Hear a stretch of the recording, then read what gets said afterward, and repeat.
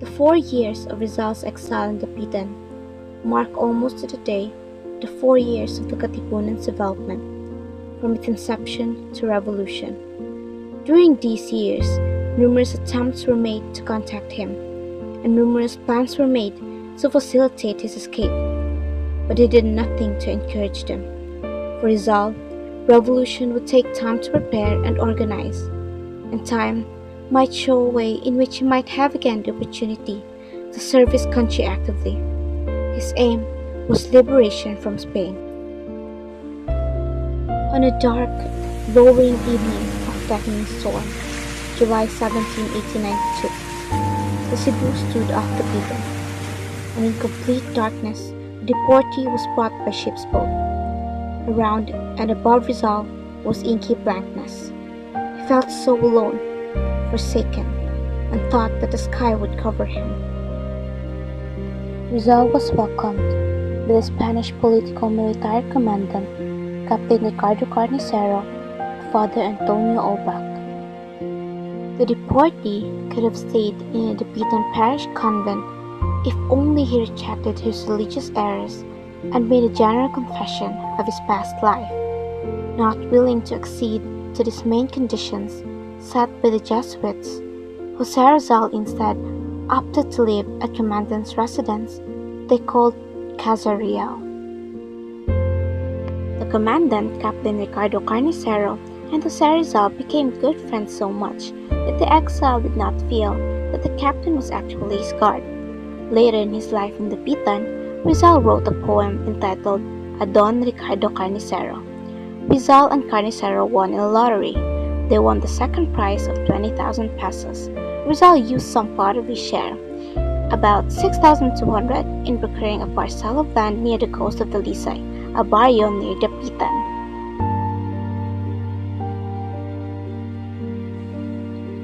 On a property of more than 10 hectares, he put up 3 houses made of bamboo, wood, and nipa. He lived in the house, which was square in shape.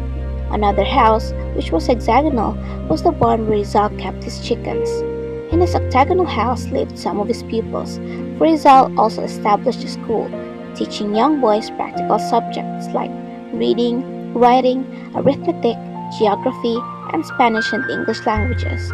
Later, he constructed additional huts to accommodate his recovering out-of-town patients.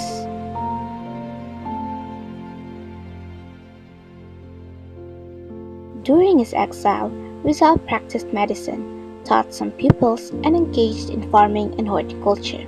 He grew many fruit trees and domesticated some animals.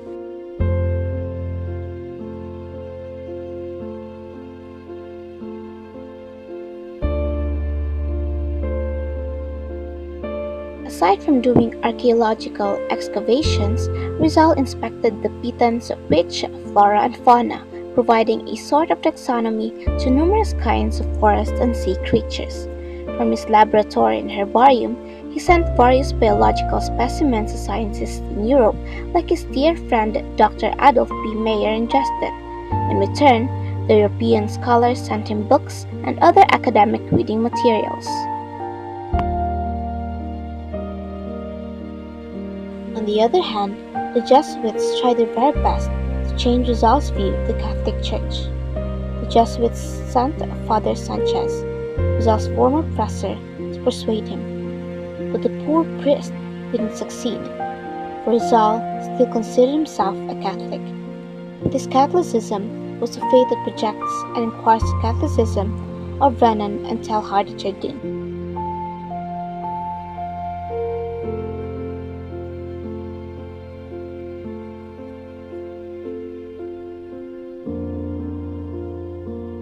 The priest Pablo Pastels, superior of the Jesuit Society in the Philippines, also made some attempts by correspondence to win over the Catholicism of the exiled physician. 4 times they exchanged letters from September 1892 to April 1893. The debate was none less than scholarly, and it manifested Rizal's knowledge of the Holy Scriptures, for he quoted verses from it.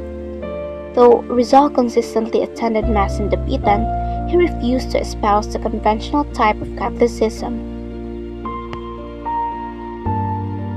We are entirely in accord in admitting the existence of God.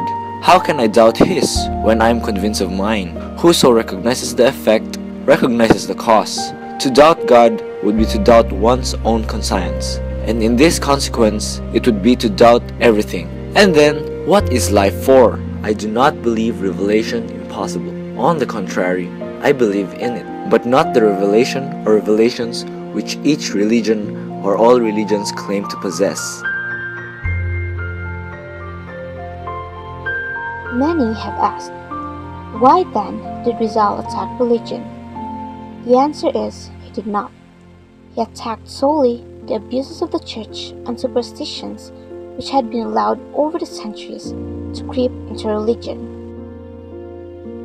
In spite of all his works and doings in Talisay, Rizal could not deny the fact that he misses his family so much. He pleaded to the general for how many times to allow him to live with his mother and sisters. To my dearest mother, I would like to address you about my plans to live with you in Talisay. I have requested permission from General Blanco for me to be permitted to live with you and my sisters. Gratefully, he rendered his permission and I will be moving to Talisay with you. I am looking forward to seeing you again, Mother. Eudora and her daughters were finally allowed to live with Rizal.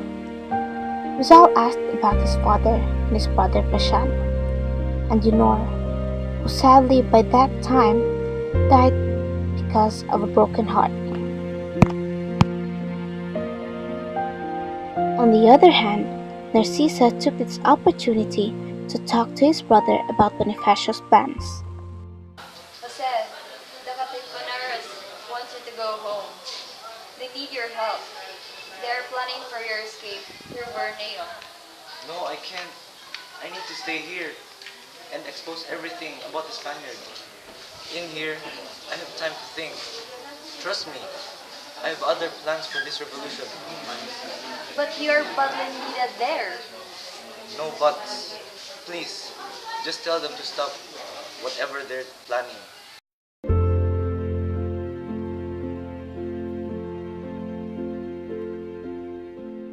In 1895, Doña Teodora left Dapitan for Manila to be with Don Francisco, who was getting weaker. Narcisa and Trinidad went with her, except Maria, who chose to stay with her brother Jose.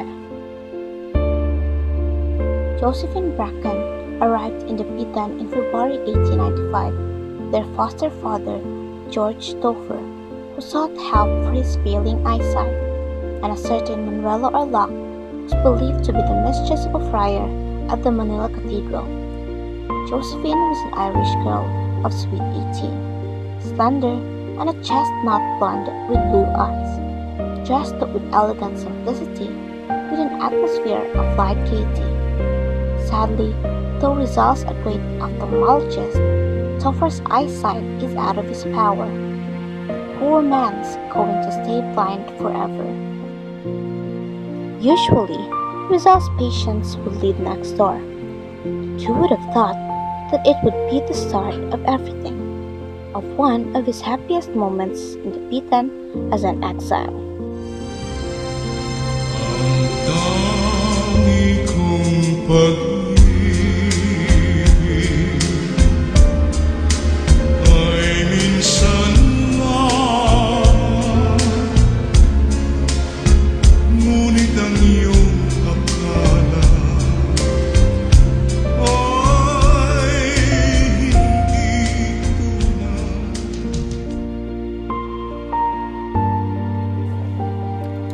We were the happiest when we are together, but our smiles ended up that day. We told Papa about our relationship, but it ended up with him attempting to cut his throat. Now I can't leave Papa. He took care of me when I'm alone. I must send him back to Hong Kong and would stay in Manila for a while. Josephine, no te olvides que siempre estaré aquí esperando por ti. Though they were separated, Jose never failed to show how much he cared about Josephine. My very dear mother, the bearer of this letter is Miss Josephine Leopoldine Taufer, whom I was at the point of marrying. Counting on your consent, of course, our relations were broken at her suggestion, as I am interested in her, and it is very possible that she may later decide to join me, and as she may be left all alone and abandoned. I beg you to give her hospitality there, treating her as a daughter. It was an uncomfortable encounter. Though Rizal's parents and Narcissa tried their very best to welcome her wholeheartedly, still some of Rizal's family have suspicion toward her. Josephine would just act as if she didn't exist and would try her very best to disregard all their criticisms. I don't like Josephine for a minute. Will you like her? No. The thoughts of her with Mandela or not. That girl is a fire boyfriend. But he's a good girl. She's a spy. How did he know? It's a talk of the town. But I've talked to her. And she seems nice. Whatever, I can feel it. It wasn't long when Josephine decided to go back to Dapitan, and from then on, she and Rizal continued their unfinished love story. Rizal even asked her to be his wife. Rizal went to the Jesuits to allow them to marry, but then again, the Jesuits won't let that thing happen unless Rizal changed his views and beliefs. So Rizal and Brecken were unable to obtain a church wedding because Jose would not retract his anti-Catholic views. After the bishop's final refusal, he made no further secret of the fact. He regarded and treated Josephine as his wife and continued to do so, as far as it was permitted him up to the moment of his death. Though the public thought of his action as scandalous and as against the law of God, still Rizal continued and would often say, "I am in the hands of God," as he continued to sink in despair. Beneath the bauna and palm trees, along the soft shore under the broad sky of heaven, what social conventions were there? He was in love, and that was all that matters. Soon enough, Josephine is expecting for a child. He even planned to name it after Rizal's father, Francisco. But the situation got worse than expected. Many were very unpleased for their doing, especially Rizal's sister Maria. Jose, no quero man junto kamo di Josephine. Por que man? Junto din na friars. Ka ba? Si hunto sila, the mga flyers, gusto man araw. Tausa mga friars kon Josephine. Para manispiya kan naton. Pero kira kayo kung Josephine. May kamok pwede ko sa asa ko namon.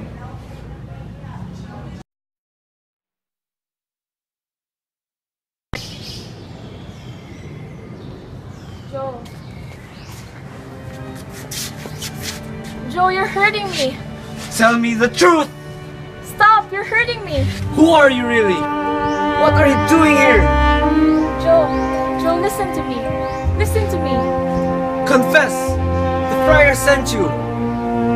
You're a spy! Joe, You deceived me! You betrayed me! Joe, listen to me. Please, let me explain. Don't you see? I did this all for you. I went to the Archbishop's palace and spoke with the friars. I pleaded with them to pardon you. You lied to me, liar! Joe, I pleaded with them to release you. Just stop talking! Joe!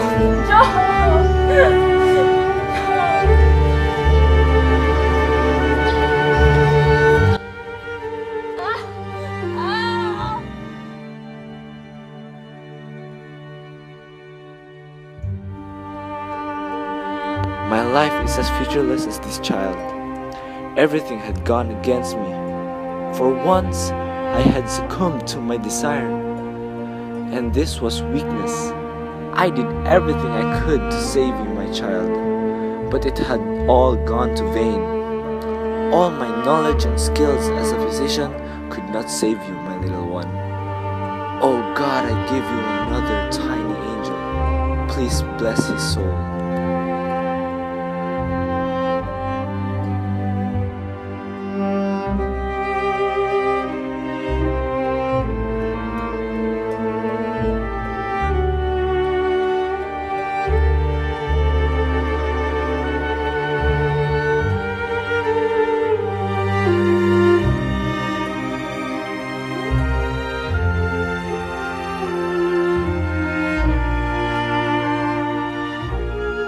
1895, Blumentritt informed Rizal about the revolution ridden in Cuba because there was a shortage of physicians to attend to war victims and disease-stricken people.